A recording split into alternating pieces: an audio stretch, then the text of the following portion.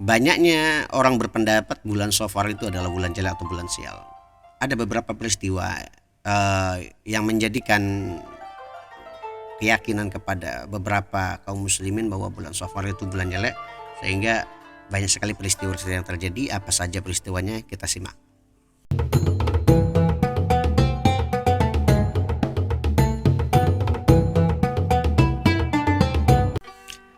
Bismillahirrahmanirrahim. Assalamualaikum warahmatullahi wabarakatuh. Alhamdulillah wassalatu wassalamu ala Rasulillah sayyidina Muhammad bin Abdillah la nabiyya ba'dah. Allahumma salli wa sallim wa majid wa karim ala sayyidina Muhammadin wa ala alihi wa sahbihi ajma'in. Amma ba'd. Rabbi shrah li sadri wa yassir li amri wahlul 'uqdatam min lisani yafqahu qawli. Ilaihi rabbi anta maqsudi wa ridaka matbu'ati li muhabbatika wa ma'lumatika. Sallimna ya Allah. Di tahun dan di bulan Safar diturunkan sekaligus gitu, termasuk ada sejarah tentang Rebah Wakasan ya. Nanti kita akan bahas di part selanjutnya. Yang kita bahas pada saat ini adalah kenapa bulan Safar itu sendiri dijadikan bulan banyak peristiwa-peristiwa buruk terjadi di zaman Nabi dan para sahabat. Di sini ada beberapa kutipannya saja dan mungkin masih banyak lagi kisah-kisah, tapi kita hanya beberapa kisah-kisah penting aja. Dan memang tidak semua kejadian buruk, ada kejadian baik juga terjadi di bulan Safar. Dan ini bagaimana kita mentauhidkan diri kita dan senantiasa meningkatkan iman kepada Allah di setiap harinya, agar senantiasa Allah Subhanahu wa taala memberikan kemudahan dan perlindungan selalu dari setiap langkah kita. Yang penting banyak zikir ya. Itu kuncinya. Di bulan Safar ini adalah bulan kedua dalam penanggalan Islam, yaitu dari Muharram kemudian Safar, seperti halnya Januari, Februari. Jadi bulan kedua di penanggalan Hijriyah. Muharram, Safar, Rabiul Awwal, Rabiul Tsani dan seterusnya. Kemudian bulan ini ya, bulan Safar itu memang memiliki banyak sekali sejarah ya di masyarakat Arab, yaitu dengan namanya Safar, yaitu kosong. Di bulan Safar itu adalah berarti kosong, yaitu masyarakat Arab pada zaman dahulu banyak ngosongin rumah di bulan Safar dengan tujuan itu mereka meninggalkan rumah mereka untuk menyerang para musuh-musuh.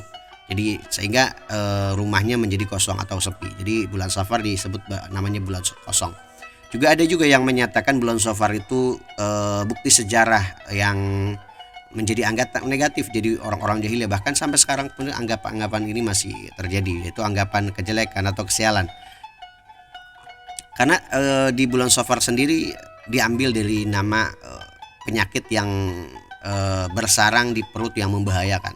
Jadi itu salah satunya dianggapnya, karena banyak menyatakan. Dan memang ketika setiap kali bulan Safar itu memang ekosistem di dunia ini kayak seperti polusi dan lain-lain memang banyak penyakit, dan memang bisa dibilang banyak bukti tersendiri setiap menginjak bulan Safar ada aja keluhan-keluhan gitu di masyarakat, baik itu di Arab, di beberapa belahan dunia. Ini menjadi doktrin kuat juga terhadap statement tersebut. Kemudian banyak sekali peristiwa-peristiwa yang terjadi di bulan Safar. Kalau kita di bulan Safar itu ada namanya bulan Rebah Wakasan ya. Nanti kita akan bahas di part selanjutnya. Ini kita fokus bahas beberapa sejarah yang terjadi di bulan Safar saja ya. Di bulan Safar itu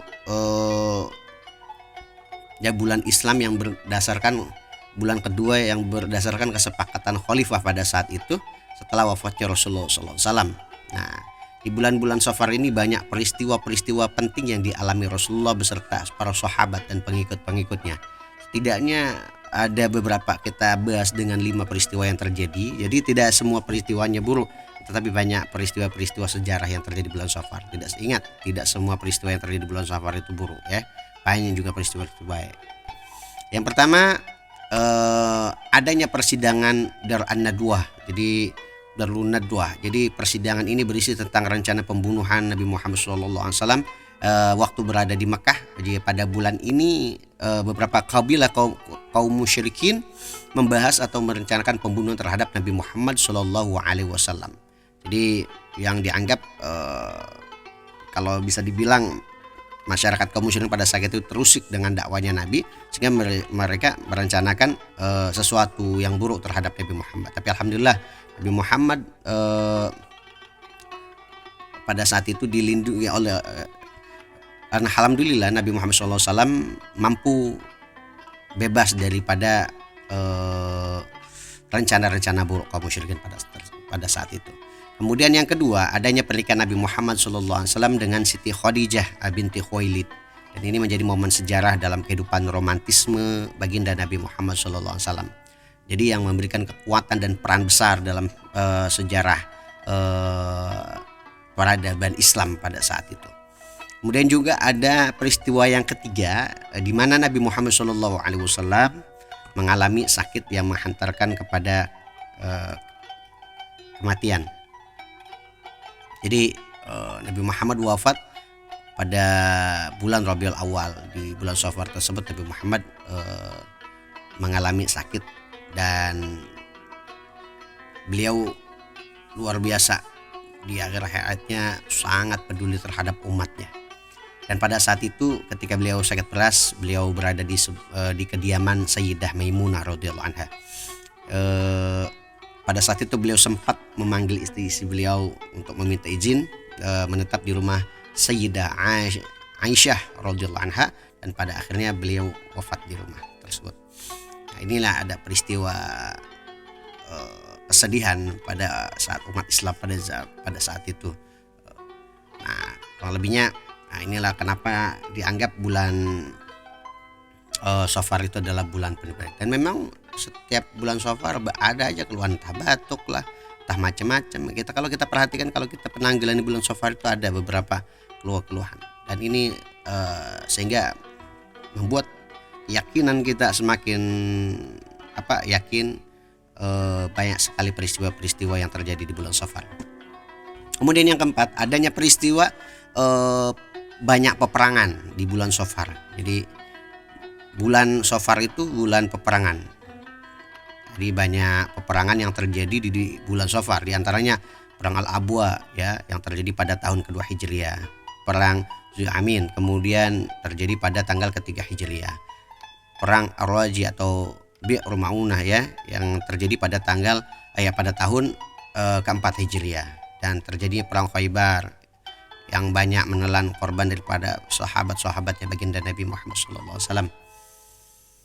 Nah, itu terjadi peristiwanya di bulan Safar. Kemudian yang kelima, terjadinya pembunuhan terhadap utusan Nabi Muhammad. Jadi terjadi di bulan Safar. Jadi terbunuhnya ketujuh sahabat Nabi Muhammad SAW yang pada saat itu mengajarkan agama Islam kepada kaum Udal dan Al-Qurrah ya. Jadi mereka diserang mendadak di sebuah tempat ya, jadi di kawasan antara Mekah dan Madinah ya. Tepatnya di kawasan Ar-Raji' Usfah ya. Jadi para sahabat Nabi tersebut dibunuh kecuali